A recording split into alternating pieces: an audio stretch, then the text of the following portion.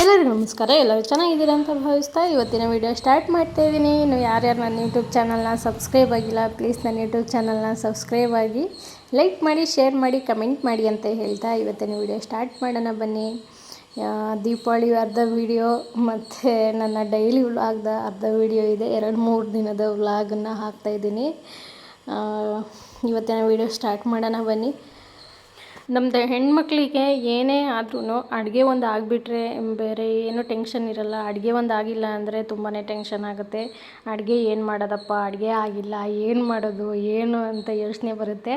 ಹಾಗೆ ನನಗೂ ಕೂಡ ಬರುತ್ತೆ, ನಿಮಗೂ ಕೂಡ ಬರುತ್ತಾ ಅಂತ ಕಮೆಂಟ್ ಮಾಡಿ. ಏನು ಸಾಂಬಾರು ಮಾಡೋದು, ಏನು ಪ್ರಿಪೇರ್ ಮಾಡೋದು ಅನ್ನೋದೇ ಒಂದು $1,000,000 ಗಟ್ಟಲೆ ಕ್ವೆಶನ್ ಕಾಡುತ್ತೆ. ಹಾಗಾಗಿ ಅದರಲ್ಲೂ ನಮ್ಮ ಹೆಣ್ಮಕ್ಳು ಎಕ್ಸ್ಪೆಷಲಿ ಎಷ್ಟು ಗ್ರೇಟ್ ಅಂದರೆ ಇದರಲ್ಲೇ ಏನಾದರೂ ಒಂದು ಐಡಿಯಾ ಹುಡುಕಿ ಏನಾದರೂ ಒಂದು ಅಡುಗೆ ಒಳ್ಳೆ ರುಚಿಯಾಗಿರೋ ಅಡುಗೆನೇ ಮಾಡ್ತೀವಿ ಅಲ್ವಾ. ಹಾಗೆಯೇ ನಾನು ಇದು ಸಬ್ಬಸಿಗೆ ಸೊಪ್ಪಿಂದು ಬಸ್ಸಾರು ಮಾಡಿಬಿಡೋಣ, ಸ್ವಲ್ಪ ಟೇಸ್ಟ್ ಹುಳಿ ಖಾರ ಮಾಡ್ಕೊಬಿಡೋಣ, ಚೆನ್ನಾಗಿರುತ್ತೆ ಅಂತ ಮಾಡ್ತಾಯಿದ್ದೀನಿ. ನಾರ್ಮಲಾಗಿ ನಾನು ಬಸ್ಸಾರು ಅಂದರೆ ಸ್ವಲ್ಪ ಹಸಿಮೆಣ್ಸಿನ್ಕಾಯಿ ಹಾಕಿಯೇ ನಾನು ಬಸ್ಸಾರು ಮಾಡೋದು. ಯಾಕಂದರೆ ಹಸಿಮೆಣ್ಸಿನ್ಕಾಯಿ ಹಾಕಿದ್ರೆ ಸ್ವಲ್ಪ ಟೇಸ್ಟ್ ಬರುತ್ತೆ ಅಂತ. ಒಣಮೆಣ್ಸಿನ್ಕಾಯ್ದು ಮಾಡ್ತೀನಿ, ಬಟ್ ಈ ಹೋಳಿಗೆ ಸಾರು ಆ ಥರ ಎಲ್ಲ ಇದ್ದರೆ ಸ್ವಲ್ಪ ಅದು ಒಣಮೆಣ್ಸಿನ್ಕಾಯಿ ಹಾಕಿ ಮಾಡ್ತೀನಿ. ಈ ಥರ ಸೊಪ್ಪಿನ ಬಸ್ಸಾರು, ಮೊಳಕೆ ಹುಳಿ ಕಾಳಿಂದಿದ್ರೆ ಆಲ್ಮೋಸ್ಟ್ ನಾನು ಸ್ವಲ್ಪ ಹಸಿಮೆಣ್ಸಿನ್ಕಾಯಿ ಹಾಕಿಯೇ ಮಾಡ್ತೀನಿ. ಸಿಂಪಲ್, ನಾನು ಇದಕ್ಕೆ ಧನಿಯಾ ಗಿನ್ಯ ಏನೂ ಹಾಕೋಕ್ಕೆ ಹೋಗಲ್ಲ.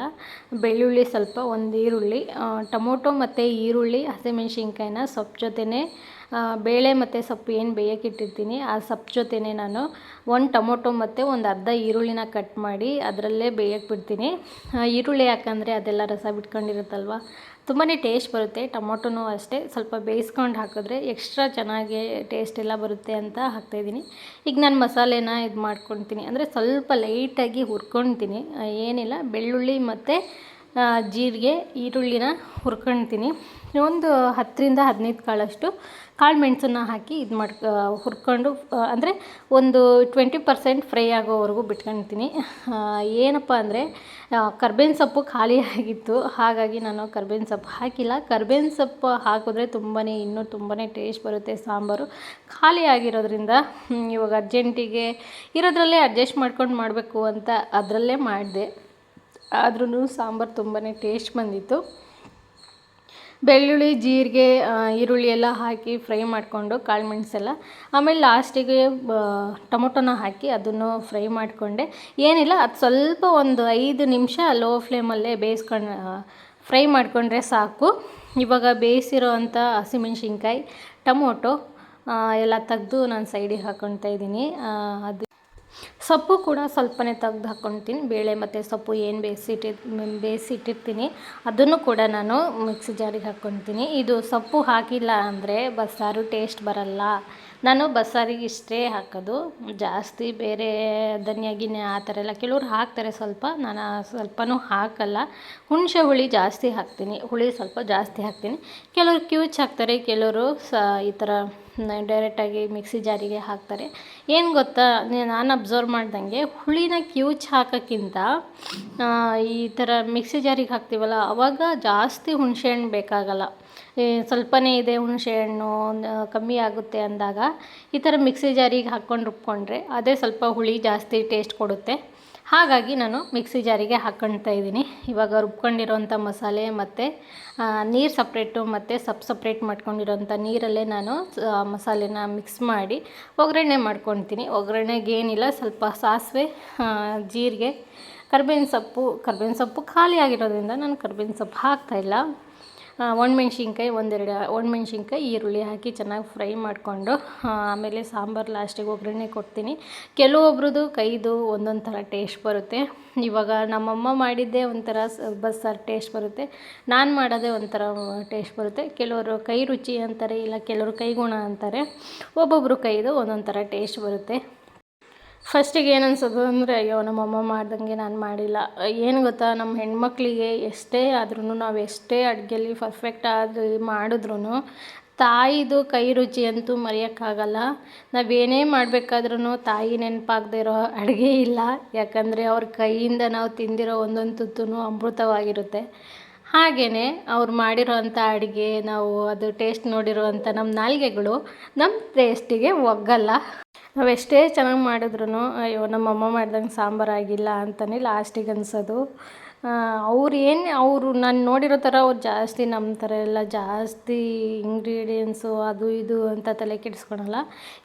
ಮನೇಲಿ ಏನಿದೆಯೋ ಅದರಲ್ಲೇ ಮಾಡ್ತಾರೆ. ಆದರೆ ಅದು ನಾವೇನು ಮಾಡಿರ್ತೀವಿ ಅಡುಗೆ ಅದಕ್ಕಿಂತ 100ರಷ್ಟು ಹೆಚ್ಚು ಟೇಸ್ಟ್ ಕೊಡುತ್ತೆ.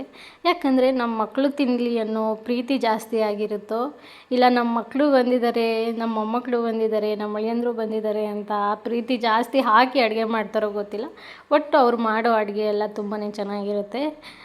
ತಾಯಿ ಪ್ರೀತಿಗೆ ಕೊನೆಯೇ ಇಲ್ಲ ಅಂತ ಹೇಳ್ತಾರಲ್ವ, ಅದೆಲ್ಲ ಅವರು ಕೆಲವೊಬ್ಬರು ಎಕ್ಸ್ಪ್ರೆಸ್ ಮಾಡಿಕೊಂಡು ತೋರಿಸ್ಕೊಳ್ತಾರೆ. ಕೆಲವೊಬ್ಬರು ಅವ್ರು ಮಾಡೋ ಅಡುಗೆಯಲ್ಲಿ ನಾವು ಹೋಗೋಕ್ಕಿಂತ ಮುಂಚೆ ಅವ್ರು ಮಾಡ್ಕೊಂಡಿರ್ತಾರಲ್ಲ ಪ್ರಿಪ್ರೇಷನ್, ಅದರಲ್ಲೇ ಗೊತ್ತಾಗುತ್ತೆ ಅವರಿಗೆ ಮಕ್ಕಳು ಅಂದರೆ ಎಷ್ಟು ಆಸೆ ಅಂತ. ಫೈನಲಿ ನಾನು ಸಾಂಬಾರೆಲ್ಲ ಮಾಡಿ ಇನ್ನೇನು ಕಾಳು ಮತ್ತು ಸೊಪ್ಪು ಒಗ್ಗರಣೆ ಮಾಡ್ಕೊಳ್ಳೋಣ. ಆಲ್ರೆಡಿ ತುಂಬಾ ಟೈಮ್ ಆಗಿದೆ ಅಂತ ನಾನು ಬೇಗನೆ ಸೊಪ್ಪು ಒಗ್ಗರಣೆ ಮಾಡ್ಕೊಳ್ತಾ ಇದ್ದೀನಿ. ನನ್ನ ಮಗ ಬೇರೆ ಸ್ಕೂಲಿಗೆ ಹೋಗಿದ್ದ, ಅವ್ನು ಬರೋ ಅಷ್ಟರಲ್ಲಿನೇ ನಮ್ಮ ಮನೆಯವರು ಬಂದುಬಿಡ್ತಾರೆ ಅಂತ ಪಟ ಅಂತ ಅಡುಗೆ ಮಾಡ್ತಾಯಿದ್ದೀನಿ. ಇದಕ್ಕೇನಿಲ್ಲ, ಸ್ವಲ್ಪ ಒಣಮೆಣ್ಸಿನ್ಕಾಯಿ, ಈರುಳ್ಳಿ ಚೆನ್ನಾಗಿ ಫ್ರೈ ಮಾಡ್ಕೊಂಡು ಸೊಪ್ಪು ಕಾಳೆಲ್ಲ ಹಾಕಿ ಫೈನಲ್ ಲಾಸ್ಟ್ ಸ್ಟೇಜಿಗೆ ಕಾಯಿ ತುರಿ ಹಾಕಿ ಒಗ್ಗರಣೆ ಮಾಡ್ಕೊಬಿಟ್ರೆ ತುಂಬಾ ಚೆನ್ನಾಗಿರುತ್ತೆ. ಇದು ಕೆಲವೊಬ್ಬರಿಗೆ ಸೊಪ್ಪು ಇಷ್ಟ ಆಗುತ್ತೆ, ಕೆಲವರಿಗೆ ಇಷ್ಟ ಆಗಲ್ಲ. ಆದರೆ ಹೆಲ್ತಿಗೆ ತುಂಬಾ ಒಳ್ಳೆಯದು, ತುಂಬಾ ಟೇಸ್ಟ್ ಇರುತ್ತೆ. ಚೆನ್ನಾಗಿ ಮಾಡ್ಕೊಂಡ್ರೆ ಚೆನ್ನಾಗಿ ತಿನ್ಬೋದು. ನಾನು ಇದಕ್ಕೆ ಮುದ್ದೆ ಮಾಡ್ಕೊಂಡಿದ್ದೆ. ಮುದ್ದೆ ಬಸ್ಸಾರು ಅಂತ, ಕೆಲವರು ಉಪ್ಸಾರು ಅಂತಾರೆ, ಕೆಲವರು ಬಸ್ಸಾರು ಅಂತಾರೆ. ತುಂಬಾ ಚೆನ್ನಾಗಿರುತ್ತೆ. ನೀವು ಕೂಡ ಟ್ರೈ ಮಾಡಿ. ರೆಸಿಪಿ ಬೇಕು ಅಂದರೆ ಕಮೆಂಟ್ ಮಾಡಿ, ನಾನು ಇನ್ನೊಂದು ಸಲ ಇದ್ರದ್ದೇ ರೆಸಿಪಿ ಹಾಕ್ತೀನಿ.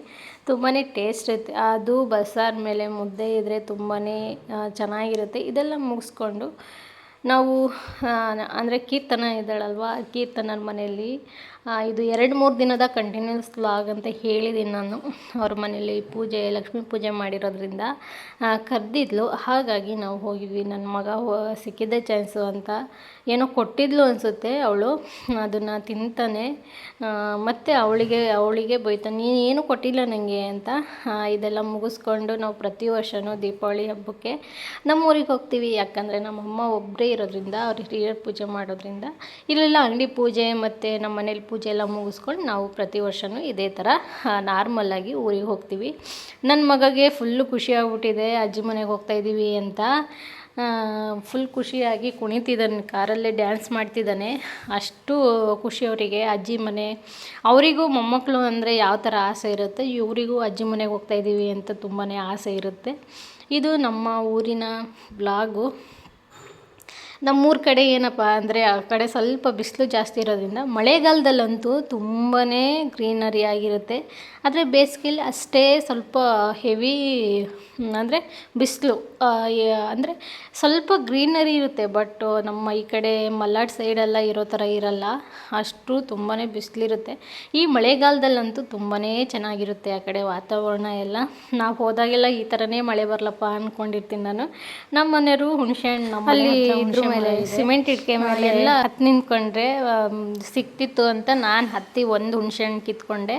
ಅದಕ್ಕೆ ನಮ್ಮ ಮನೆಯವ್ರು ನಾನು ಕಿತ್ಕೊಡ್ತೀನಿ ಬಿಡು ಅಂತ ಅವ್ರು ಕೇಳ್ತಾಯಿದ್ರು. ನನ್ನ ಮಗ ಹೋಗಿ ಅಲ್ಲಿ ನಾನು ಹತ್ತುತ್ತೀನಿ, ನಾನು ಕೇಳ್ತೀನಿ ಅಂತ ನಾಟಕ ಮಾಡ್ತಾಯಿದ್ದ. ಜಾಸ್ತಿ ವೀಡಿಯೋ ಮಾಡೋಕ್ಕಾಗಿಲ್ಲ, ಯಾಕಂದರೆ ಅಲ್ಲೆಲ್ಲ ವೀಡಿಯೋ ಮಾಡ್ಕೊಂಡು ಕೂತ್ಕೊಂಡ್ರೆ ಅಲ್ಲಿ ಟೈಮ್ ಸ್ಪೆಂಡ್ ಮಾಡೋಕ್ಕಾಗಲ್ಲ ಅಂತ ನಾನು ಜಾಸ್ತಿ ವೀಡಿಯೋ ಮಾಡೋಕ್ಕಾಗಿಲ್ಲ. ಊರಿಗೆ ಹೋದರೆ ಜಾಸ್ತಿ ವೀಡಿಯೋ ಮಾಡೋಕ್ಕಾಗಲ್ಲ, ಯಾಕಂದರೆ ನಾನೇ ವೀಡಿಯೋ ಮಾಡಬೇಕು. ಹಾಗಾಗಿ ಟೈಮ್ ಸ್ಪೆಂಡ್ ಮಾಡೋಕ್ಕಾಗಲ್ಲ. ನಾನು ವೀಡಿಯೋ ಮಾಡ್ಕೊಂಡು ಕೂತ್ಕೊಂಡ್ರೆ ಕೆಲಸ ಆಗಲ್ಲ ಅಂತ ನಾನು ಜಾಸ್ತಿ ವೀಡಿಯೋ ಮಾಡೋಕ್ಕೆ ಹೋಗಲ್ಲ. ನಮ್ಮ ಅಕ್ಕನ ಮಕ್ಕಳು ಇಲ್ಲ ನಮ್ಮ ಅಕ್ಕ ಮತ್ತು ನನ್ನ ತಂಗಿ ಅವ್ರ ಮಕ್ಕಳೆಲ್ಲ ಬಂದರೆ ಅವ್ನು ಮಾಡ್ತಾನೆ. ನಮ್ಮ ಅಕ್ಕನ ಮಗ ಪಾಪು ವೀಡಿಯೋ ಮಾಡಿಕೊಡು ಅಂದರೆ ವೀಡಿಯೋ ಮಾಡಿಕೊಡ್ತಾನೆ. ಹಾಗಾಗಿ ನಾನೊಬ್ಬಳೇ ಇದ್ದಾಗ ಜಾಸ್ತಿ ವೀಡಿಯೋ ಮಾಡೋಕ್ಕೆ ಹೋಗಲ್ಲ. ಈ ವಿಡಿಯೋ ನನ್ನ ಮಗನ ಸ್ಕೂಲಲ್ಲಿ ದೀಪಾವಳಿ ಸೆಲೆಬ್ರೇಷನ್ ಮಾಡಿರೋವಂಥ ವೀಡಿಯೋ. ಹಬ್ಬಕ್ಕಿಂತ 1-2 ದಿನ ಮುಂಚೆ ಈ ಥರ ಸೆಲೆಬ್ರೇಷನ್ ಮಾಡಿ ಟ್ರೆಡಿಷ್ನಲ್ ಡ್ರೆಸ್ ಹಾಕಿಸಿ ಕಳಿಸಿ ಅಂತ ಹೇಳಿದರು. ಹಾಗಾಗಿ ಕಳಿಸಿದ್ವಿ. ತುಂಬಾ ಚೆನ್ನಾಗಿ ಸೆಲೆಬ್ರೇಟ್ ಮಾಡಿ ಪ್ರತಿ ವರ್ಷವೂ ಸೆಲೆಬ್ರೇಷನ್ ಮಾಡ್ತಾರವರು. ಹಾಗಾಗಿ ಈ ವರ್ಷವೂ ಅದೇ ಥರ ಸೆಲೆಬ್ರೇಷನ್ ಮಾಡಿದ್ದಾರೆ. ನನ್ನ ಮಗನೂ ಕೂಡ ಹೋಗಿದ್ದ, ತುಂಬಾ ಚೆನ್ನಾಗಿತ್ತು ಅಂತ ಹೇಳ್ತಾ ಇದ್ದ. ಇಷ್ಟ ಆಗಿತ್ತು ನೋಡಿ ನನ್ನ ವೀಡಿಯೋ, ಇವತ್ತಿನ ವೀಡಿಯೋ. ಈ ವಿಡಿಯೋ ನಿಮಗೇನಾದರೂ ಇಷ್ಟ ಆದರೆ ಪ್ಲೀಸ್ ನನ್ನ ಯೂಟ್ಯೂಬ್ ಚಾನಲ್ನ ಇನ್ನು ಯಾರ್ಯಾರು ಸಬ್ಸ್ಕ್ರೈಬ್ ಆಗ್ದಂಗೆ ನೋಡ್ತಿದ್ದೀರಾ ಸಬ್ಸ್ಕ್ರೈಬ್ ಆಗಿ ಅಂತ ಹೇಳ್ತಾ ಇವತ್ತಿನ ವಿಡಿಯೋ ಇಲ್ಲಿಗೆ ಎಂಡ್ ಮಾಡ್ತಾಯಿದ್ದೀನಿ. ಈ ವಿಡಿಯೋ ನಿಮಗೆ ಇಷ್ಟ ಆಗಿದೆ ಅಂತ ಅಂದ್ಕೊಳ್ತೀನಿ. ಈ ವಿಡಿಯೋನ ಇಲ್ಲಿಗೆ ಎಂಡ್ ಮಾಡ್ತಾಯಿದ್ದೀನಿ. Thank you all.